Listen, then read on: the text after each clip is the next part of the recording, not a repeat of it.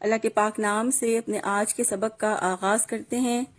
پارہ نمبر 2 ہے، سورہ البقرہ ہے اور آیت نمبر 161 ہے۔ ارشاد باری تعالیٰ ہے، ان الذین کفروا وماتوا وهم کفار اولئک علیہم لعنت اللہ والملائکۃ والناس اجمعین۔ لفظی ترجمہ ہے، انا بے شک الذین وہ لوگ کفرو جن سب نے کفر کیا، وماتو اور وہ سب مرے، وہم اس حال میں کہ وہ کفارن کافر تھے، اولئیکا وہی لوگ، علیہم ان پر، لعنت اللہ اللہ کی لعنت ہے، والملائکتی اور فرشتوں کی، والناسی اور لوگوں کی، اجمعین تمام کی۔ بامحاورہ ترجمہ ہے، یقیناً جن لوگوں نے کفر کیا اور وہ مر گئے اس حال میں کہ وہ کافر تھے، وہی لوگ ہیں جن پر اللہ تعالیٰ کی، فرشتوں کی اور تمام لوگوں کی لعنت ہے۔ اس آیت مبارکہ میں اللہ تعالیٰ فرماتے ہیں، ان الذین کفروا، یقیناً وہ لوگ جنہوں نے کفر کیا۔ کفر سے مراد حق کو چھپانا یا حق کو تسلیم کرنے سے انکار کرنا ہے۔ اسی طرح اللہ تعالیٰ کی ذات اور اس کے احکامات کو ماننے سے انکار کرنے کو بھی کفر کہتے ہیں۔ قرآن حکیم کو اپنی زندگی کی رہنمائی کی کتاب ماننے سے انکار کرنے کو بھی کفر کہتے ہیں۔ پھر فرمایا، وَمَاتُوا وَهُمْ كُفَّارٌ، اور وہ مر گئے اس حال میں کہ وہ کافر تھے، یعنی انہوں نے کفر ہی کی حالت میں جان دے دی، حق کو تسلیم نہ کیا، اللہ کی اطاعت نہ کی، اللہ کے احکامات کو ماننے سے انکار کرتے رہے، یہاں تک کہ موت نے انہیں آ لیا۔ پھر فرمایا، اولئک علیہم لعنت اللہ والملائکۃ والناس اجمعین، وہی لوگ ہیں جن پر اللہ کی، فرشتوں کی اور سب لوگوں کی لعنت ہے۔ لعنت سے مراد غصے، قہر اور غضب سے کسی کو دھتکارنا ہے، جیسا کہ اللہ تعالیٰ نے سورہ العنکبوت کی آیت نمبر 25 میں فرمایا، قیامت کے دن تم میں سے کوئی دوسرے کا انکار کرے گا اور تم میں سے کوئی دوسرے پر لعنت کرے گا۔ تو ایسے لوگ جو کفر کی حالت میں ہی اس دنیا سے چلے جاتے ہیں، اللہ تعالیٰ فرماتے ہیں کہ ان لوگوں پر اللہ کی لعنت ہوتی ہے، فرشتوں کی لعنت ہوتی ہے اور تمام لوگوں کی لعنت ہوتی ہے۔ اللہ تعالیٰ کی لعنت سے مراد یہ ہے کہ اللہ انہیں اپنی رحمت سے نکال دے گا، اور فرشتوں سے مراد تمام آسمان والوں کی لعنت ہے۔ اسی طرح والناسی اجمعین سے مراد بھی تمام لوگوں کی لعنت ہے، خاص طور پر مومن۔ تو کافروں پر اللہ تعالیٰ کی، فرشتوں کی اور تمام لوگوں کی لعنت کا سبب کیا ہے؟ لعنت کا سبب یہ ہے کہ کافر ہدایت کے کھلے دروازے کو اپنے لیے بند کرتا ہے، کافر حق کو چھپاتا ہے، کافر گمراہی میں رہنا پسند کرتا ہے اور اسی گمراہی میں جان دے دیتا ہے۔ آیت نمبر 162 ہے، خالدین فیہا لا یخفف عنہم العذاب ولا هم ینظرون۔ لفظی ترجمہ ہے، خالدین سب ہمیشہ رہنے والے ہیں، فیہا اس میں، لا یخفف نہ ہلکا کیا جائے گا، عنہم العذاب ان سے عذاب، ولا ہم اور نہ وہ سب، ینظرون وہ سب مہلت دیے جائیں گے۔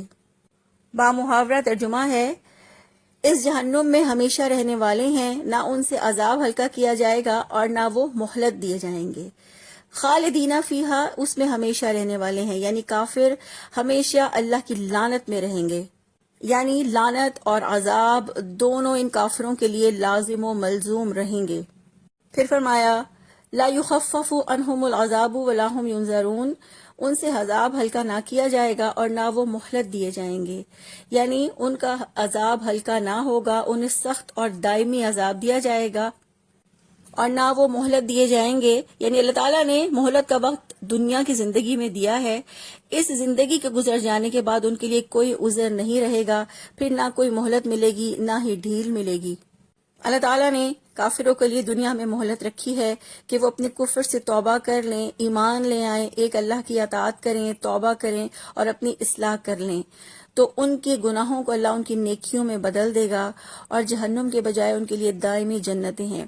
لیکن اگر وہ کفر کی حالت میں ہی اس دنیا سے چلے جاتے ہیں تو پھر ان پر اللہ تعالیٰ کی، فرشتوں کی اور سب لوگوں کی لعنت ہے، اور اس لعنت میں وہ ہمیشہ ہمیشہ رہیں گے اور ان کے عذاب میں نہ کوئی کمی کی جائے گی اور نہ ہی انہیں کسی قسم کی مہلت دی جائے گی۔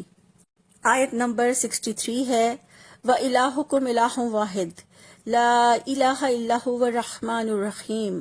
لفظی ترجمہ ہے، وَإِلَٰهُكُمْ اور تمہارا معبود الہ واحد ایک معبود ہے، لا الہ کوئی معبود نہیں، الا ہوا مگر وہ، الرحمن نہایت مہربان، الرحیم بہت رحم کرنے والا ہے۔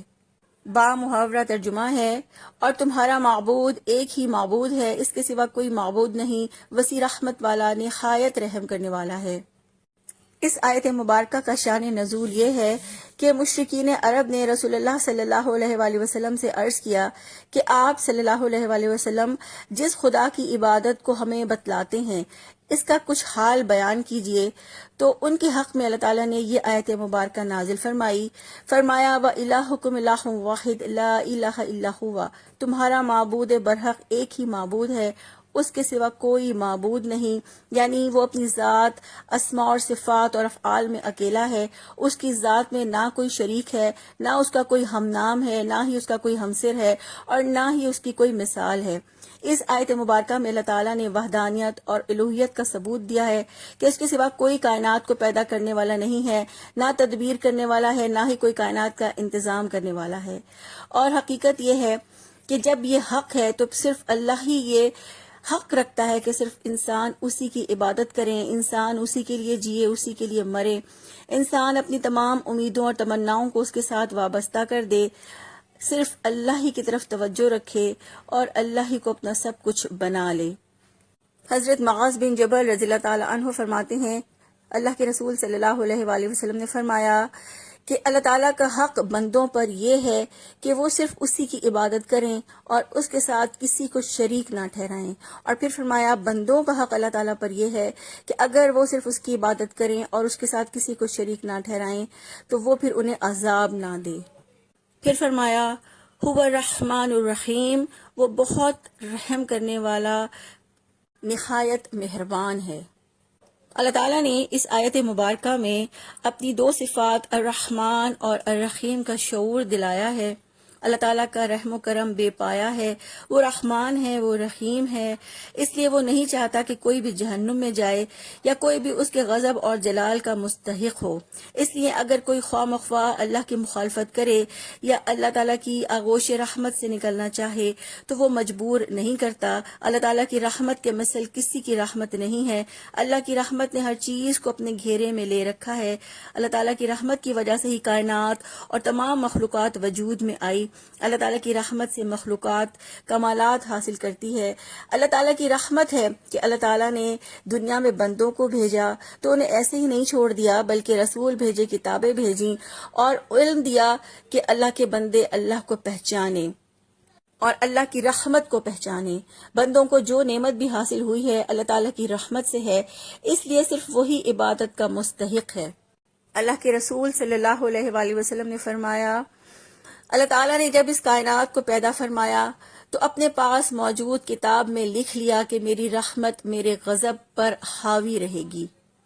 تو یہ اللہ تعالیٰ کی رحمت ہی ہے کہ اللہ تعالیٰ گناہ کرنے پر فوراً نہیں پکڑتا، اللہ ڈھیل دیتا ہے، اللہ مہلت دیتا ہے کہ بندہ اپنے گناہ سے توبہ کر لے۔